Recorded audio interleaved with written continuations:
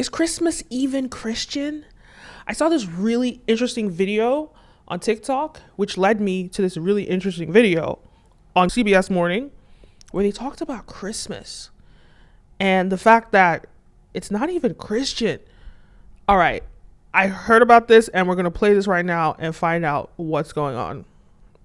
Have we been scammed? Oh yeah, Merry Christmas. All right, let's watch this now. But before we get into that, don't forget to like, follow, subscribe, all the above. It really pushes this video out in the algorithm and encourages me to make more videos. This video is brought to you by Brand Video Pro. We help brands and influencers scale their influence and sales. So if that is useful to you, head on over to our website, click the link down below, and find out how we can help you. All right, let's begin. 90% of Americans celebrate Christmas in one way or another, according to the Pew Research Center.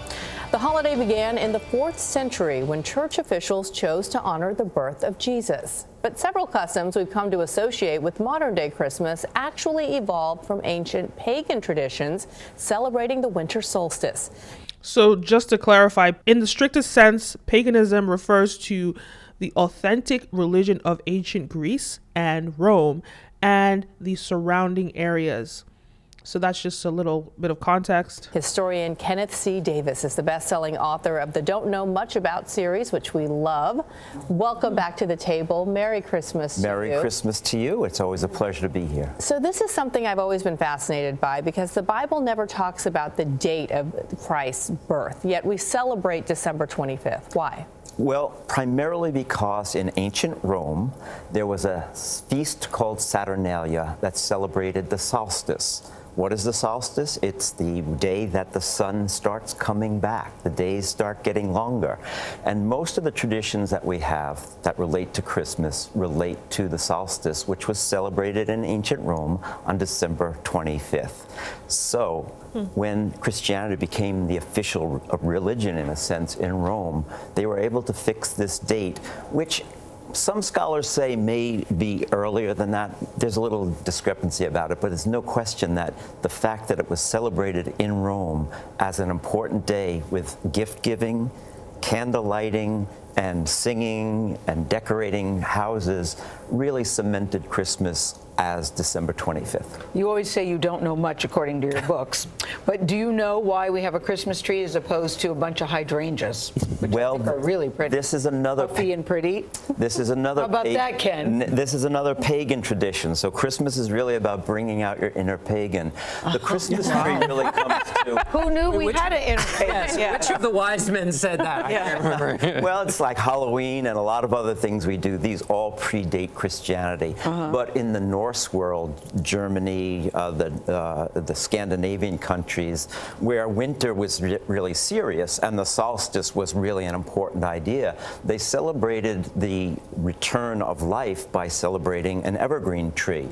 When Christianity came in, they started to use the evergreen tree, the pagan symbol, as a symbol of the tree of paradise. And they started to hang an apple on it. So little red balls on green trees. Oh, that's getting the ornaments. Picture here. That's where the idea That's for right. ornaments So came all from. of these things really celebrate the idea that light and life are coming back into the world, which is essentially what Christmas means to Christians across the world. Right, and mistletoe. That is so interesting. Now there are two ways to look at this, right? It does in no way does it suggest that Christmas is a scam. And a lot of people will see it that way by this revelation, but it doesn't suggest that Christmas is a scam, because it's about taking traditions from different cultures. Like he mentioned paganism, which is ancient Greece and ancient Rome. He mentioned Nordic traditions. And so taking these and putting it together as a melting pot, and think about the Romans, like the way that the Roman Empire and the way that they dominated and colonized the world. They were the chief marketers in this tradition and in spreading this tradition through Catholicism, right? Spreading an ancient tradition from their paganism, putting it into Catholicism, and making it a Christian tradition now. It's really a question of marketing, a question of packaging, as opposed to looking at it like, well, it's a scam, because it's technically not a scam. It's about how you see it, right? And as a marketer, the way that I see it is the way that you get people to celebrate something is by packaging it in a way that people will enjoy it. So this idea of gift giving helps spread the word of Jesus, or spread the message of Jesus, spread the culture of Jesus, even though it doesn't originate in Christ or originate in Christianity, but it packages it in an interesting way. And when you actually look at, well, when you actually look at the history of like even the way like the Bible or the Torah was written originally, before it was written into books, you'll find a lot of sources that have said it was passed on by word of mouth. The gospel, which means good word, that was spread by word of mouth before it was written down, right? And even that needed to be packaged into what we know as the Bible today. And even with the Bible that we had, earlier versions of the Bible, there's always been evolution in the Bible in the way it's been written to suit the times, the language of it, for it to be understood in the current times. So there's always like a new sort of version of the Bible. There's so many, I can't remember how many versions. If I can find it, I'll put it up there. But my point is that this is this religious holiday, or religion in general, is a product of marketing. And here's what I have to say. The most important takeaway is not whether Christmas is Jesus's birthday. It's a day that we celebrate Jesus's birthday. But it's not about whether it's Jesus's birthday. It's about what is the message of the holiday. And I want to extend that by saying Christmas is not just for Christians. Christmas is for everyone that wants to celebrate the tradition of gift giving. And what it symbolizes now in this world is about family getting together and celebrating each other, right? So I think there are different ways to look at it, whether it didn't originate in Christianity, but at the end of the day, that's not really what is important. The important is how does it impact the people of our time. And what does it do? It brings families together. So no, the idea of Christmas is not a scam. It was a great way to bring families together, no matter what religion they are, no matter what culture they are. Everybody's celebrating Christmas, especially in the Western world and parts of Africa, most parts of Africa, and most parts of the world. Everybody's celebrating Christmas, Christian or not, and it's not a Christian holiday, as we're learning right now. But let me keep going.